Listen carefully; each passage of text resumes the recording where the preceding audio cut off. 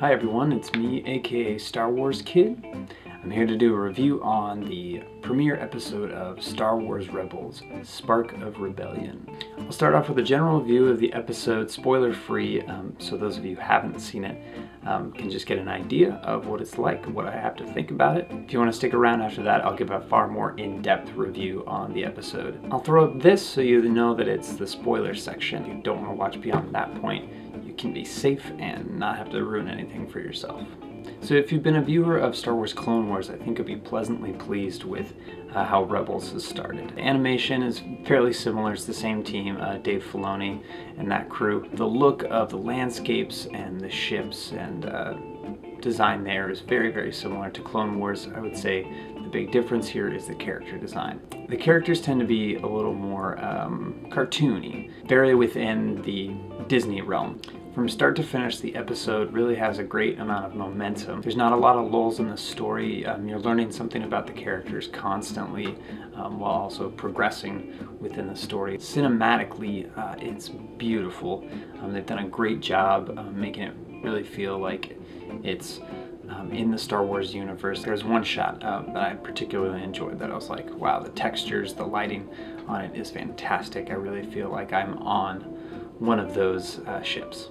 One of my favorite things about this show thus far is how much they've focused on the old Ralph McQuarrie sketches, the concept art that he did for the original Star Wars trilogy, and how much that is being translated into the characters, the environments, costumes, vehicles into Star Wars Rebels. I think it's a great bridging element for what's going on between our two trilogies. Ralph's work was a little softer on the edges. It's a nice blend from where you've got the soft CG prequel trilogy into the very hard industrial worn-in era of the original trilogy. One of the things I didn't care for is the dialogue gets a little cheesy here and there. There's banter back and forth it's a little campy.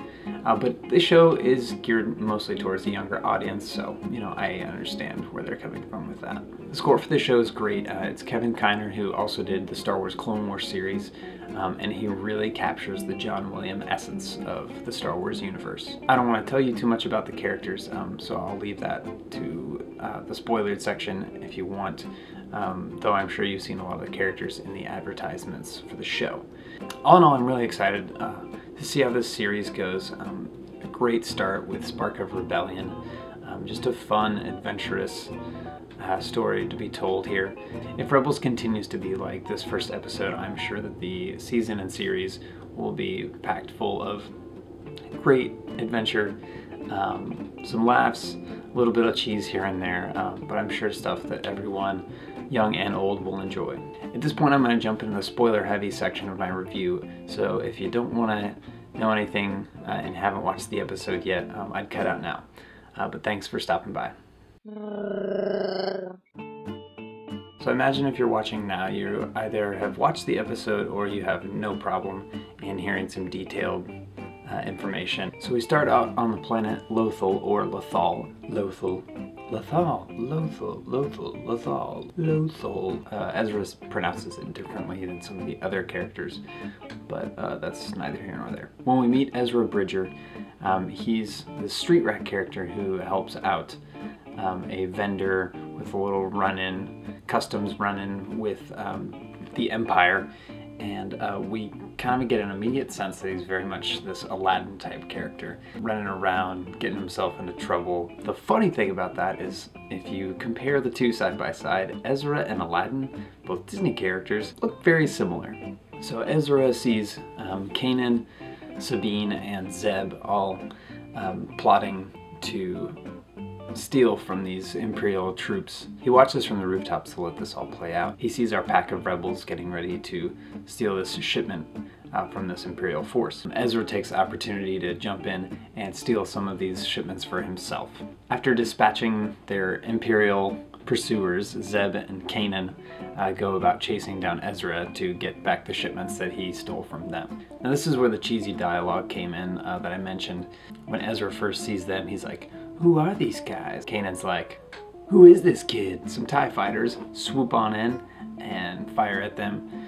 allowing Ezra to get away from Kanan. We think that Ezra is doomed, and then it explodes. He is saved by Kanan and the crew of Ghost, the ship that the rebels fly around in. It's very reminiscent of the Millennium Falcon. It actually kind of seems like the Millennium Falcon if it were in its heyday. We get into this great sequence that to me was very reminiscent of the Bespin sequence in Empire Strikes Back. Now aboard Ghost is where we meet Hera Syndulla.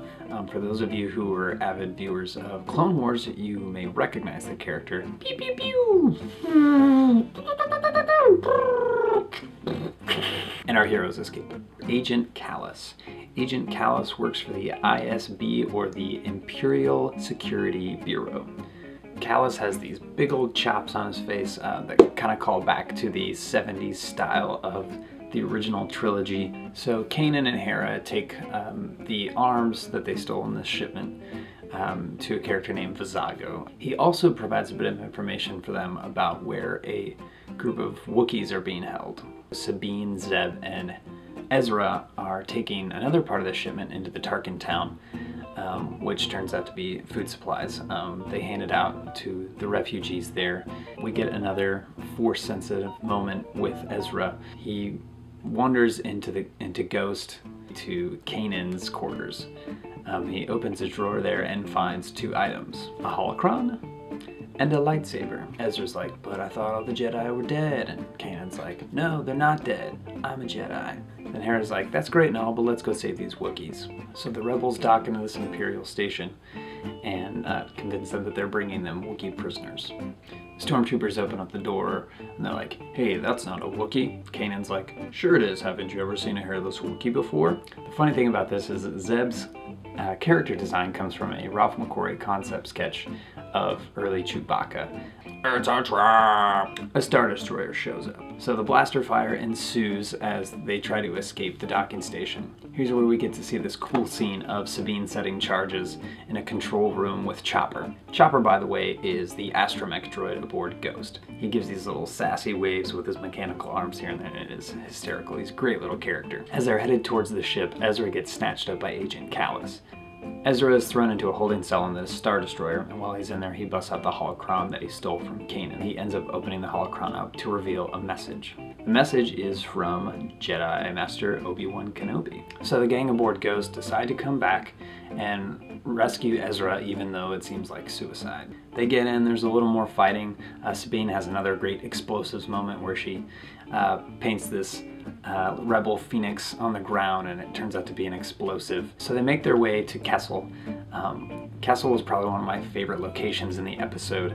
Definitely has this mining planet vibe to it. The gang takes out what stormtroopers are stationed there and start to rescue the Wookiees. We get to see a little baby Wookiee. He's a little baby Wookiee. That's when Kallus shows up with some TIE fighters. So the gang gets pinned down, and this is when Kanan makes a crazy decision. He busts out his lightsaber. Kallus is like, "Oh snap, it's a Jedi. You guys better kill that Jedi. Shoot, shoot, shoot, shoot, shoot, shoot." The stormtrooper's chasing the baby Wookiee down, and Ezra fights him and knocks him off this ledge. Agent Kallus corners Ezra and the baby Wookiee, and at that moment, the ship and the rebels swoop up, Kanan lightsaber in hand, and they knock Kallus off. And the stormtrooper has this great bit of, "First time you ever seen a Jedi, Kallus?" Kallus, with no remorse, kicks the stormtrooper off into the abyss. They go back to Lothal to drop off Ezra. As he's leaving, Ezra gives the holocron back to Kanan, and Hera makes mention of he passed the test because he opened it. Kanan gives him an option to either keep the stolen lightsaber or to come with him and study the Force and become a Jedi. Obviously, he goes with him to become a Jedi. The episode closes with Kallus having a hologram conversation with the Inquisitor. Since it's his job to hunt down Jedi, the Inquisitor is pleased to hear that there's a Jedi in Padawan. The episode ends with his nice beady eyes and a glaring smile of pleasure. A Spark of Rebellion was fantastic. Looking forward to see how it plays out and how they may tie it into episode 4. Thanks for hanging out with me. Be sure to subscribe, tell your friends, and may the Force be with you.